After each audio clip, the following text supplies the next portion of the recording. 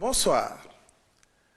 À l'entame de sa communication, le président de la République a adressé ses condoléances les plus attristées au khalife général des Mourides et à la communauté musulmane suite au rappel à Dieu du khalife général des Baye Fall, Serigne Amdi Modou Mbenda Fall, et de Serigne Moustapha Saliou Mbacké, fils du défunt khalife général des Mourides, Serigne Saliou Mbacké.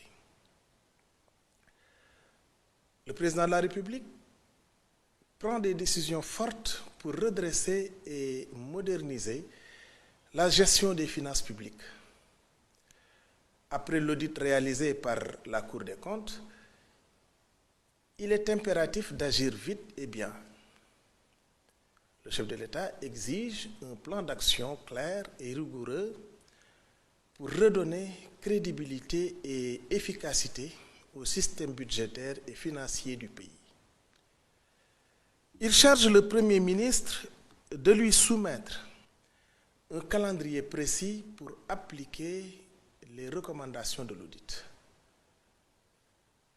Un programme spécial de maîtrise des dépenses publiques doit aussi être proposé en tenant compte des réalités économiques et sociales et en s'inscrivant dans la vision Sénégal 2050.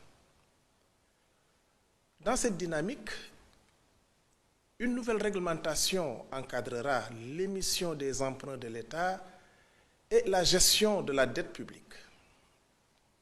Le ministre des Finances et celui de l'Économie doivent proposer, sous la coordination du Premier ministre, un décret sur les emprunts de l'État ainsi qu'un cadre organisationnel modernisé. Le gouvernement est aussi appelé à accélérer la digitalisation des systèmes économiques et financiers, à garantir la fiabilité des informations budgétaires et à mieux planifier les investissements publics. Autant de réformes qui visent une gestion plus transparente et performante. Mais cette transformation ne se fera pas sans dialogue. Le président veut des concertations inclusives avec les syndicats, le secteur privé et toutes les forces vives de la nation.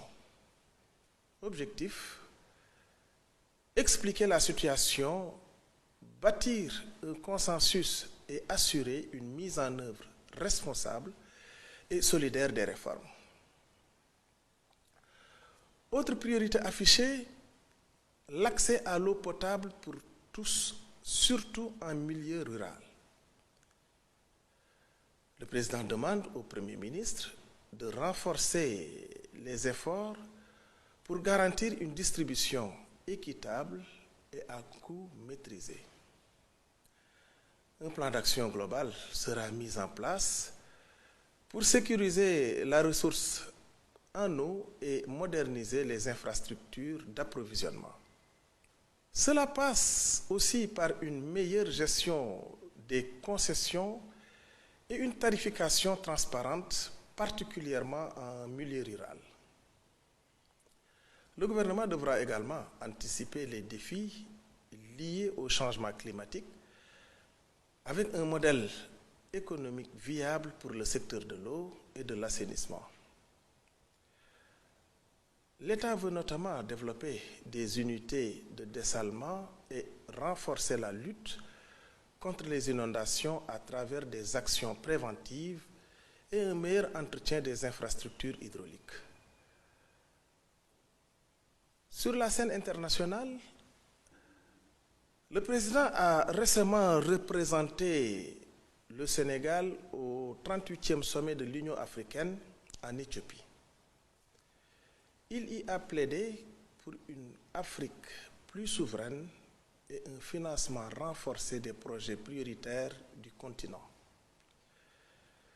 Il a aussi mis en avant la nécessité d'une meilleure gouvernance des ressources minières et d'un engagement plus fort pour le financement du secteur de la santé. Enfin, le président a participé aux célébrations de l'indépendance de la Gambie réaffirmant ainsi les liens de solidarité et de coopération entre les deux nations. Ce vendredi 21 février, le Premier ministre se rendra à l'Assemblée nationale pour expliquer les leçons à tirer de ce rapport et présenter les actions correctives qui seront mises en place.